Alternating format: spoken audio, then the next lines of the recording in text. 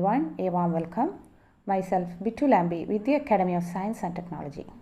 Surprisingly, residue integration can also be used to evaluate certain types of complicated real integrals. In this video, I would like to illustrate a special type of real integral which is integral minus infinity to infinity fx dx can be evaluated by using residue theorem. Also notice that you can apply this method only for those functions fx which have no singularity on the real axis. Considering a closed curve, you consider the complex plane. See, this is our complex plane. Here, you consider a semicircle C1. See, here C1 is not closed, it is from here to here. For applying residue theorem, we have to consider a closed curve. So, for making it closed, you consider a part of the real axis from here to here. Assume the radius of the circle is, we consider only the semicircle. You consider its radius is r, so it is minus r, it is plus r. So you consider the closed curve C as the combination of this semicircle C1 and a part of the real axis from minus r to r. See, this is our closed curve. A closed curve is like this. See, this is our closed curve. This is the semicircle and it is from minus r to r. We consider the semicircle on the upper half of the Z plane. See, this is its lower part, this is its upper part. So we consider the closed curve C as the union of or the combination of a semicircle C1 on the upper half of the Z plane and the real axis from minus r to r. We have to evaluate this integral minus infinity to infinity fx dx. Here, the closed curve C, so integral over C f is and d is C is the combination of C1 and real axis from minus r to r. So we can split this integral as integral over C1 f is and d plus integral minus r to r. See, on the real axis, see in the complex plane is the equal to x plus I.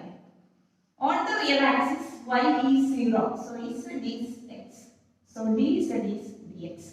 So on the real axis, f is and is fx and d is and is dx. So integral over c f is and d is becomes integral over c1 f is and d is plus integral minus r to r fx dx. Next, taking r tends to infinity. You assume the radius of the semicircle is very large, that is r tends to infinity. Here the radius is infinity, so it becomes a very large circle in the upper half of the Z plane. Actually it covers the upper half of the Z plane. Limiting, taking r tends to infinity, you can see our closed curve C becomes a very large circle in the upper half of the Z plane and the real axis from minus infinity to infinity. So integral over C f is and d z becomes integral over C1 f is and d z. See, in C1 we assume r tends to infinity. So limit r tends to infinity, integral over C1 f is and d z plus. When r tends to infinity, this integral becomes minus infinity to infinity fx dx. Next, we have to apply an important result in complex analysis, which is Jordan's lemma. By applying Jordan's lemma, that's not in our syllabus. You just keep in your mind, by applying this result, you can see this limit of this integral will be 0. This limit will be 0. So, integral over C, f is and d is integral minus infinity to infinity fx dx. Really, we have to evaluate this integral. Now, this integral minus infinity to infinity fx dx is integral over C f of z dz.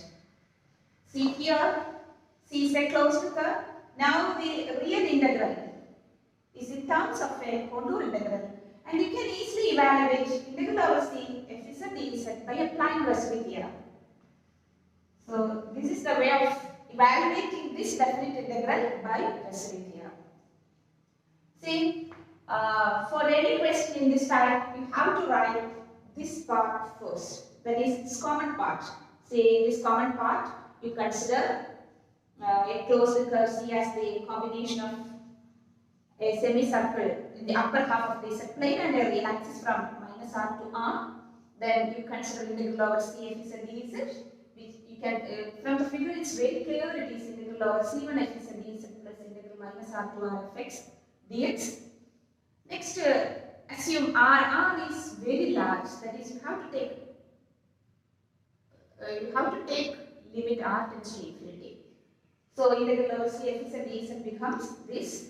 Next, we have to apply an important result which is not in our syllabus, but you have to apply here, and you can see, you keep in your mind its answer is 0. So integral over C f is a dz is integral minus infinity to infinity f x dx.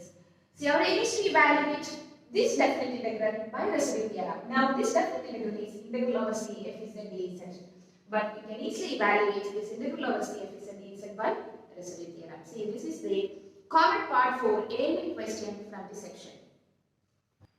Next, I would like to illustrate how to evaluate these types of definite integrals by using residue theorem. So for that, you consider the question, evaluate integral minus infinity to infinity 1 by 1 plus x square dx by residue theorem. So in this section, you consider the closed curve and write the common part, and you can see integral minus infinity to infinity fx dx is integral over C f z dz. That is equation number 1. Here we have to evaluate this integral. So you take fx as 1 by 1 plus x square. See, equation 1 reveals for evaluating this integral, you evaluate this integral. So for evaluating this integral, you have to write fz. For getting fz, you replace x by z in fx. So fz is 1 by 1 plus z square. Now you know how to find this integral by residue theorem.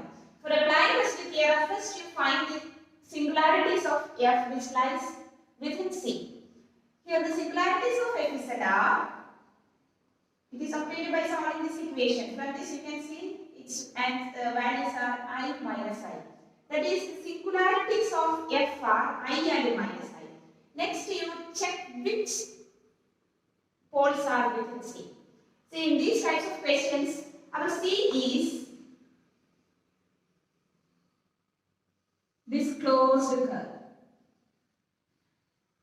And also we assume R is infinity. So it will be a very large circle in the upper half of the Z plane. That is, this closed curve covers first two quadrants.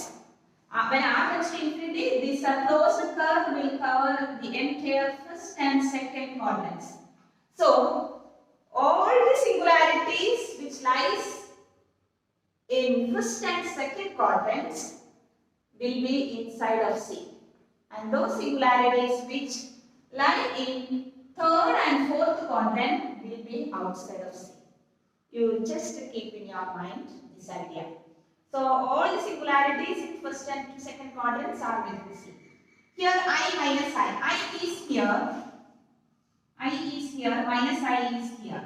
So all those singularities which lies in the upper half of the Z plane. So we can avoid the term first and second quadrant. All the singularities which lies in the upper half of the Z plane are within C.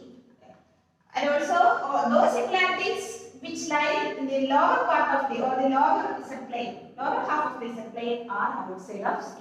So clearly I is the only pole which lies within C. So there is only one pole which lies within C. So by residue theorem, integral over C f z dz is 2 pi I into R1, where R1 is, what is R1?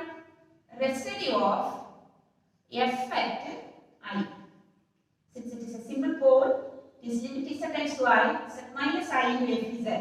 The factorization of fz is z plus I into z minus I. This will cancel each other and you put z equal to I. You can see it is 1 by 2I. 1 by 2I.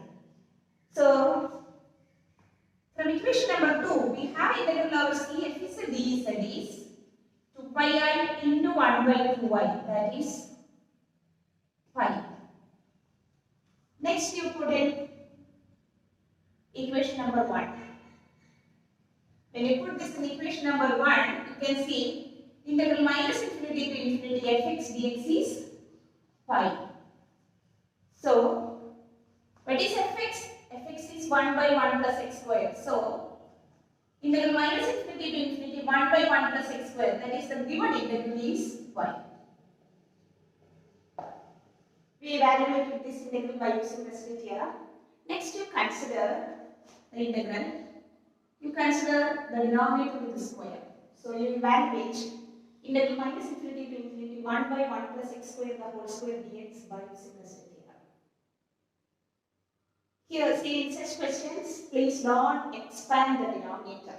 Instead of that, you consider you add the multiplicity of the corresponding singularities. See in this time, we noticed integral minus infinity to infinity fx dx is integral over c f z dz. So instead of evaluating this integral, we have to evaluate this integral. So we need f z. So here we have to choose fx as 1 by 1 plus x square the whole square. So we can easily write what is f z. It is 1 by 1 plus z square the whole square.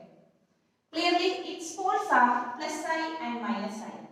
And also notice that both are poles of order 2. That is, both are double poles. Clearly, I is the pole of Fz which lies within C. So, by residual theorem, integral over C Fz dz is 2 pi I into R1. That is equation number 2. What is R1? R1 is a residue of f at I. Here, remember I is a double pole. So, what is the equation for evaluating its residue? It is limit z tends to I. First derivative of z minus I the whole square into fz. You give the factorization of fz here, then you can make a cancellation. Z minus I the whole square into fz is 1 by z minus I the whole square into z plus I the whole square. You can see this will cancel each other. Limit z tends to I. First derivative of 1 by z plus I the whole square. For our convenience of differentiation, you consider it as z plus I the whole raised to minus 2. Then you apply derivative of x raised to n is nx raised to n minus 1. So limit z tends to I. Its derivative is minus 2. N is minus 2. So minus 2 into z plus I the whole raised to minus 2 minus 1, that is minus 3. Next you put z equal to I. So it is minus 2 by 2i the whole cube. 2i the whole cube. That is minus 2 by 2 cube into minus I. And cube is minus I. And it is 1 by 4i. This is rest R1. Next you put R1 in equation number 2. So you can see integral over C f is dz is 2 pi I into, what is R1? 1 by 4i. So it is pi by 2. It is pi by 2. Put in equation number 1. You put this in equation number 1.